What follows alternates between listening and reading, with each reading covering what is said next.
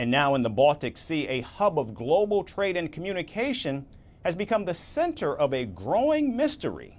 Two vital undersea cables that are lifelines for Europe's internet and data have been severed. Investigators suspect sabotage, and a Chinese cargo ship is now under scrutiny. Here's more from the site of the mystery. The calm of the Baltic Sea was shattered this week when two vital undersea cables abruptly went offline. These cables, carrying crucial internet and communication traffic across Europe, are lifelines for the continent's data infrastructure. And their simultaneous failure wasn't a coincidence. It was swift, precise, and deliberate. Now, all eyes are on a growing mystery. Was this a sabotage? Sweden and Finland are leading the investigation, and one name has emerged: the Peng 3. This Chinese-flagged cargo ship was tracked passing near both cable sites just 3 days after it left a settlement in Russia. Since then, Danish Navy vessels have been shadowing the ship, while Swedish authorities confirmed it is under scrutiny.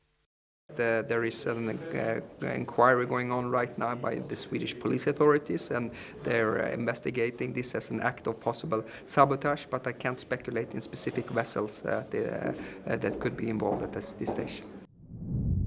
The cables in question are far from ordinary.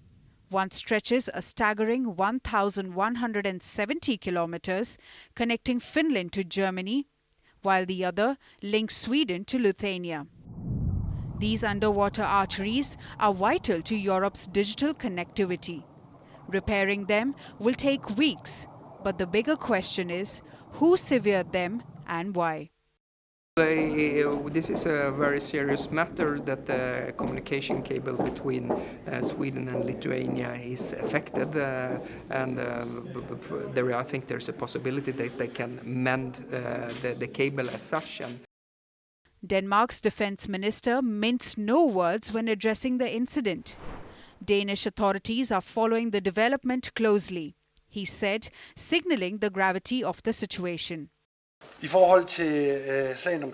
In relation to the matter surrounding the damaged data cables in the Baltic Sea, I would like to make it clear that I am, of course, taking this very seriously, not least in light of the current welfare and security policy situation.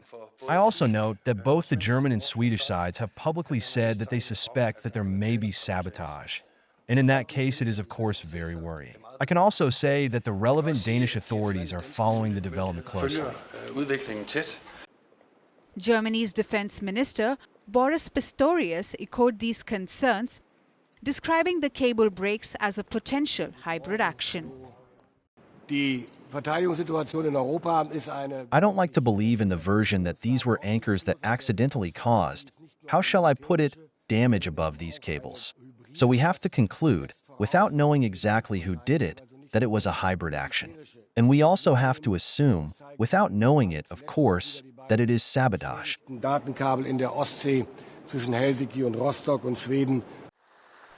All fingers are being pointed at China. However, Beijing has denied any involvement. Its foreign ministry insists that Chinese ships comply with international laws.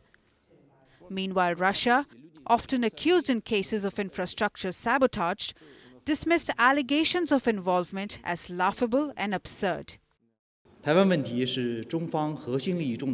China has always fully fulfilled its obligations as a flag state and requires Chinese ships to strictly abide by relevant laws and regulations.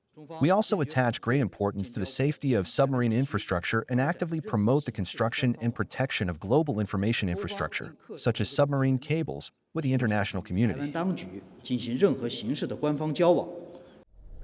The Peng 3 continues to be closely monitored. But it's not the only vessel under investigation. The Baltic Sea is one of the busiest waterways in the world, with thousands of ships crossing it daily. This dense traffic complicates efforts to point culprits, turning the investigation into a logistical nightmare. Despite the challenges, Swedish authorities are scoring the seabed for evidence, while the Danish Navy keeps a watchful eye on the Peng 3. For now, the Baltic Sea has returned to its eerie quiet. But the silence speaks volumes. The cables didn't cut themselves. Someone is responsible. And Europe is looking for answers.